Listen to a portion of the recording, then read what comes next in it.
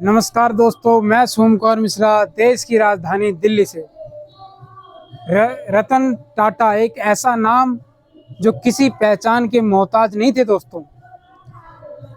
9 अक्टूबर 2024 को मुंबई में उनका देहांत हो गया।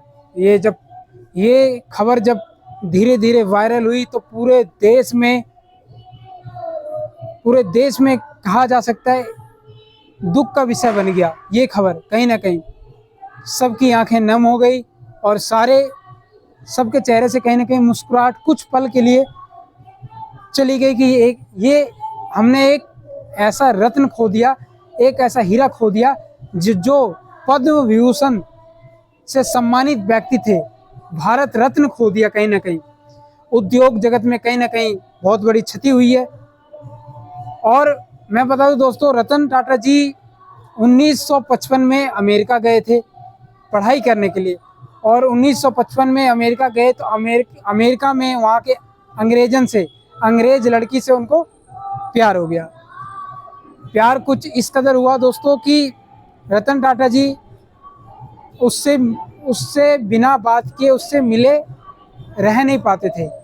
तो अचानक इनके दादी का तबीयत खराब हो जाता है। ये इंडिया आते हैं, पढ़ाई करने के लिए अमेरिका गए थे, ये इंडिया आते हैं। इसी बीच में भारत और चीन में युद्ध छिड़ जाता है। युद्ध कुछ इस कदर छिड़ता है कि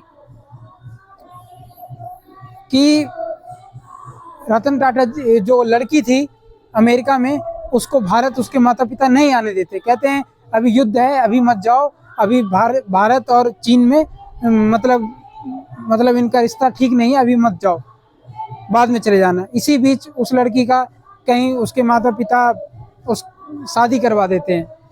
ये बात जब रतन टाटा जी को पता चलता है तो वो कुछ महीनों के लिए कह लीजिए या सालों के लिए कह लीजिए सदमे में चले जाते हैं कि ऐसा कैसे हो सकता है।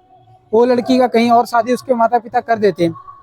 फिर रतन टाटा जी ने वहीं से फैसला लिया कि अब मैं शादी नहीं करूँगा, क्योंकि दोस्तों प्रेम को प्रमाण की आवश्यकता नहीं होती। कहीं ना कहीं प्रेम अपने आप में परिपूर्ण होता है।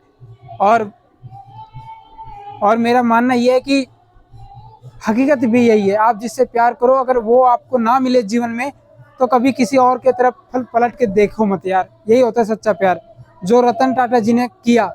कभी उन्होंने शादी नहीं किया, उद्योग जगत में आगे बढ़ते गए। एक ऐसा नाम कहा जाता है, रतन टाटा जी अपने जो वर्कर्स थे उनसे इतना क्लोज थे, उनको कभी वर्कर्स नहीं माना कि ये मेरे लिए काम करते हैं, मेरे नौकर हैं।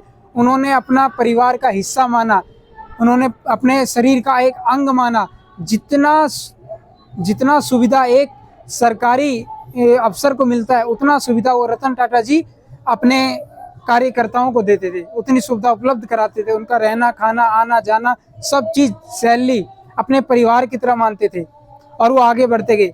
और रतन टाटा जी का एक से एक टाटा नमक किसका है, रतन टाटा जी का। टाटा चाय पत्ती किसका है, रतन टाटा जी का। स्टील कंपनी हो गई, और भी ट्रक हो गया, कार कंपनी हो गई, बहुत सारे तमाम ऐसे बिजनेस हैं जो रतन टाटा जी ने अपने दम पे खड़ा किया और एक ऐसा नाम बनाया जो पूरे देश में कहीं ना कहीं आज उनको सम्मान पूर्वक उनको नाम लिया जाता है, सम्मान पूर्वक उनके लिए दृष्टि है। दोस्तों कहने का मतलब यही है कि आप 100 साल जिंदा रहिए या 50 साल जिंदा रहिए, लेकिन काम ऐसा कर दीजिए जो मरने के बाद भी लोग आपको याद करें, सम्मान पूर्वक आपको याद करके गाली ना दे। रतन टाटा जी अब हमारे बीच नहीं रहे, लेकिन आज उन्होंने कुछ अच्छा काम किया, तभी तो उनको याद करके सम्मान दृष्टि से उनको देख के कोई नमस्कार कर रहा है, कोई प्रणाम कर रहा है। क्यों कर रहा है? जीवन ऐसा जियो दोस्तों, 20 साल जीवन जियो, मर जाने के बाद भी अगर लोग तुम्हें प्यार करें तो जीवन 20 साल से 50 साल 100 साल में कन्वर्ट हो जाता है। और अगर आप 100 साल जीते हो,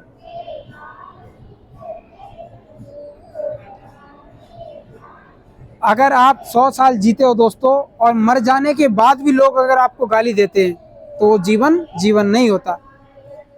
बाकी दोस्तों आप लोगों का क्या विचारधारा है रतन टाटा जी को लेकर के, और इनके संघर्ष की कहानी इनके संघर्ष का दौर देख के आप लोग क्या सोचते हैं, हमारे कमेंट बॉक्स में निष्पक्ष रूप से आप अपनी राय जरूर रखें। आज नवमी है, कल विजयदशमी। आप सभी को विजयदशमी की ढेर सारी शुभकामनाएं। आप लोग स्वस्थ रहें, मस्त रहें, व्यस्त रहें, जहाँ भी रहें, चाहे चाहते रहें छा जाएं पूरी दुनिया में। मैं सोम कुमार मिश्रा, देश की राजधानी दिल्ली से। जय हिंद। रतन टाटा जी को प्रभु श्री राम अपने श्री चरणों में स्थान दें। भावपूर्ण श्रद्धांजलि।